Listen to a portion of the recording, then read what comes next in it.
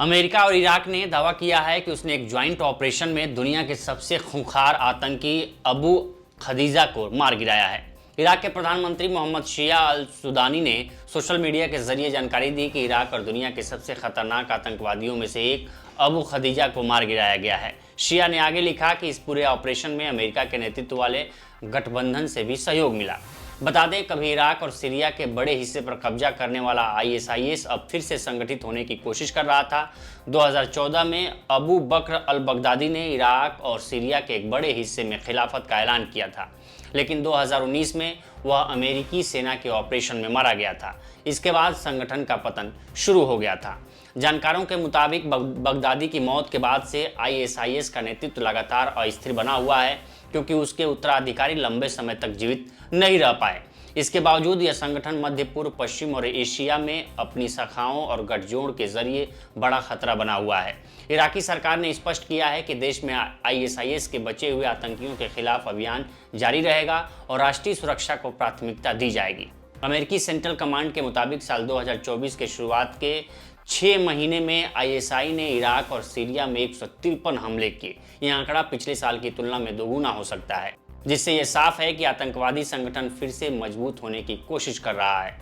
The new अरब के मुताबिक एक सुरक्षा अधिकारी ने नाम न बताने की शर्त पर बताया कि यह ऑपरेशन पश्चिमी इराक के अनबार प्रांत में हवाई हमले के जरिए किया गया।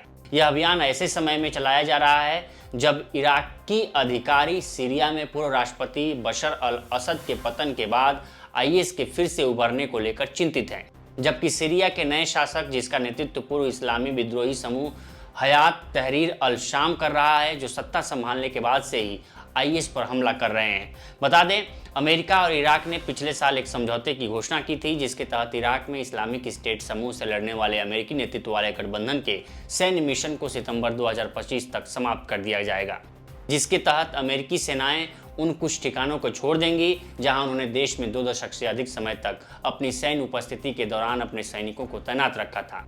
जब इराक में गठबंधन के मिशन को समाप्त करने पर सहमति बनी, तो इराकी राजनीतिक नेताओं ने कहा कि आईएस का खतरा नियंत्रण में है और अब उन्हें शेष बचे आतंकवादियों को खदेड़ने के लिए वाशिंगटन की मदद की आवश्यकता नहीं है। लेकिन दिसंबर में असद के पतन के बाद कुछ लोगों ने उस रुख पर पुनर्विचार किया, जिसमें समन्वय ढांचे के सदस्य भी शामिल थे, जो मुख्य रूप से शिया ईरान संबद्ध राजनीतिक दलों का गठबंधन है, जिसने 2022 के अंत में वर्तमान इराकी प्रधानमंत्री मोहम्मद शिया अल सुदानी को सत्ता में लाया था। मारा गया आतंकी अबू खदीजा आईएसआईएस संगठन में उच्च अधिकारी था। माना जा रहा था कि अब आईएसआईएस की कमान उसी के हाथ में आने वाली थी और आईएसआईएस के वैश्विक नेता यानी खलीफा के पद के लिए वो संभावित दावेदार भी था। अबू खदीजा साल 2009 में अलकायदा में शामिल हुआ और इसी के साथ उसकी चरमपंथ की राह भी शुरू हुई। 2 साल बाद साल 2011 में उसे पकड़ लिया गया और जेल में डाल दिया गया, लेकिन उसी साल 2011 में तस्फीरात जेल से भागने में वो सफल रहा। 2014 में उसका फिर से उभार इराक और सीरिया में आईएसआईएस के तेजी से विस्तार के साथ हुआ, जिससे उसे आतंकी समूह में ऊपर उठने का मौका मिला। रणनीतिक कौशल और संचालन कौशल का प्रदर्शन करते हुए अबू खदीजा ने आईएसआईएस में तेजी से अपना दबदबा बनाया।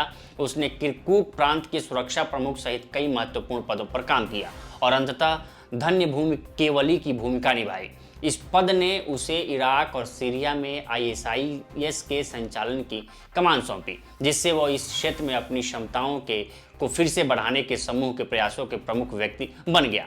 उसे उप खलीफा के रूप में भी नामित किया गया था, जो आतंकवादी संगठन के भीतर उसके उच्च स्तरीय दर्जे को दर्शाता है। अबू खदीजा इराक और दुनिया के लिए सिरदर्द बन गया था।